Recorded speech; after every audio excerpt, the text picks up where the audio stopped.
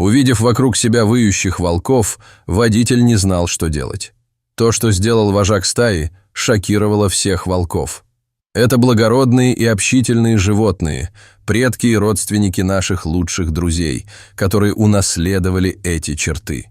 Но в отличие от собак, волки дикие и могут проявлять изначальные инстинкты свирепости при контакте с людьми. Отсюда наш страх и уважение к этим животным. Отметим, что они никогда не бросили бы кого-то из своей стаи. Но на этот раз у них не было другого выбора. Наша первая история сегодня происходит в суровую русскую зиму.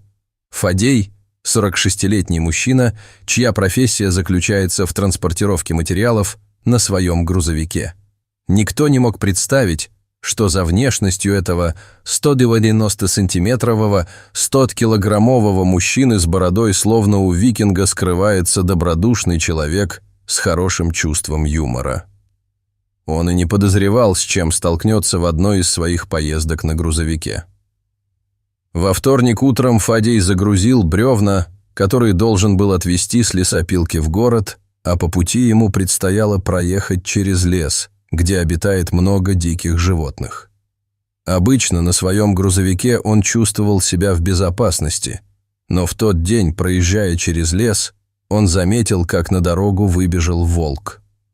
Фадей мог проехать дальше и сбить это животное, но он не осмелился этого сделать, поскольку глубоко уважает природу. И действительно, он нажал на тормоз и через окно грузовика увидел, как к нему приближается стая волков. Похоже, они следовали приказам этого большого белого волка, который заставил Фадея остановиться. Скорее всего, это был вожак стай.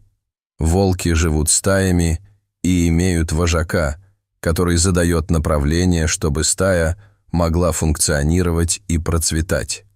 Любопытно, что в природе мы находим социальную систему, основанную на доверии, уважении и ответственности, причем у вида, который мы несправедливо оклеветали. Для нас, людей, вожак – это уверенный в себе человек, способный показать спокойную уверенность в том, что он контролирует ситуацию, а если и нет, то знает, как ее вернуть под контроль. И тем же качеством обладает альфа-волк, чтобы держать стаю в безопасности, в единстве и сытой. Многие не понимают, что лидерство – это не привилегия, а ответственность. И те, кто лучше всех это понимает, не люди, а волки. Когда Фадей смог как следует рассмотреть этих существ, он понял, что все они находятся в тяжелом состоянии истощения. Похоже, суровая зима сильно повлияла на этих бедных волков, приведя их в такое плачевное состояние. На мгновение Фадей по-настоящему испугался, решив, что волки остановили его, чтобы устроить засаду и сделать его своим ужином. Тем не менее, он решил подождать, хоть и настороженно, чтобы посмотреть, что будет дальше.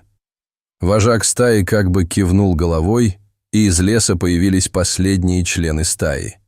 Казалось, это была также истощенная голодом волчица, которая несла в зубах щенка и положила его к ногам альфы.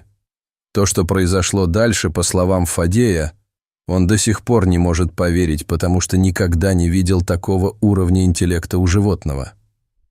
Альфа-волк взял щенка зубами и подошел к двери грузовика Фадея. Конечно, ему было очень высоко, чтобы достать до двери, но это и не было его целью. Он положил щенка на землю под дверью грузовика и медленно отошел к своей стае, внимательно наблюдая за реакцией человека. Фадей впоследствии рассказывал, что он каким-то образом понял, что эти животные хотели ему сказать. Это был призыв о помощи, их стая сильно голодала, и если так продолжится, скоро все погибнут. Но они не хотели, чтобы щенок разделил их участь.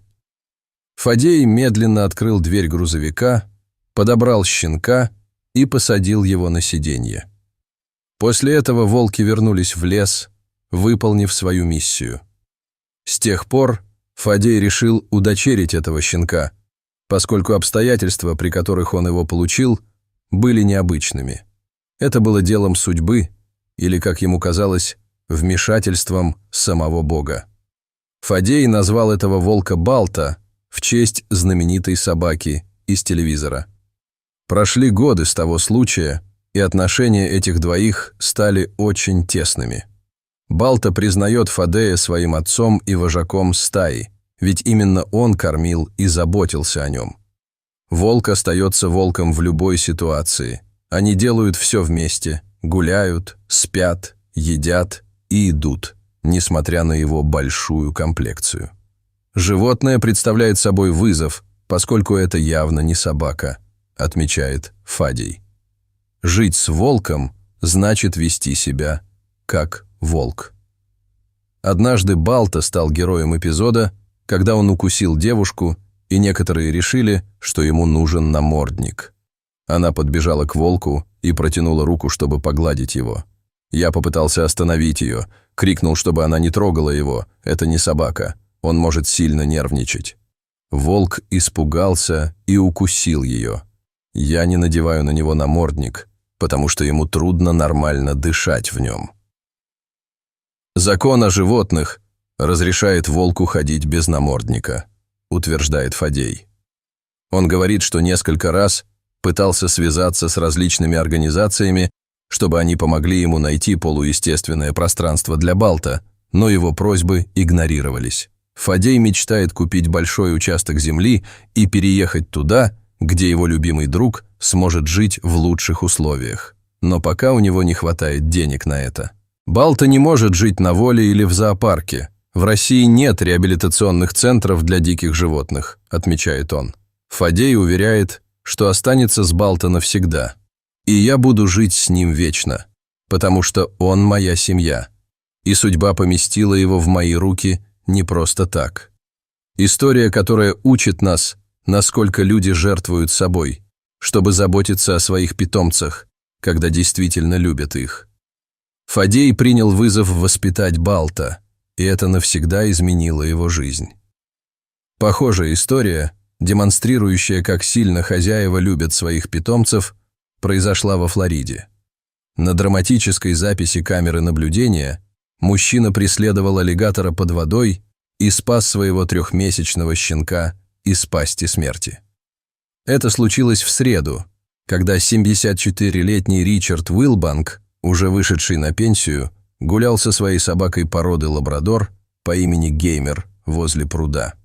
Мужчина и не подозревал, что из пруда выскочит аллигатор, который схватит маленького Геймера за лапу. Но Ричард не собирался стоять сложа руки и смотреть, как эта ящерица одерживает верх. Собрав все мужество и отвагу, он бросился в пруд, сражаясь с аллигатором, чтобы освободить свою собаку из его челюстей, что ему и удалось. «Мы гуляли возле пруда», — сказал Уилбанк, и он выскочил из воды, как ракета. «Я никогда не думал, что аллигатор может быть настолько быстрым». Он добавил, «Адреналин или инстинкт сработали, и я автоматически прыгнул в воду». Сдерживать аллигатора было не так сложно, но открыть его челюсти оказалось крайне трудно, рассказал он. У Геймера была проколота брюшина, но после посещения ветеринара с ним все было в порядке. Теперь Уилбанк по-прежнему выгуливает Геймера, но держит щенка на поводке и в 3 метрах от края пруда. «Наши питомцы для нас как семья», — сказал он.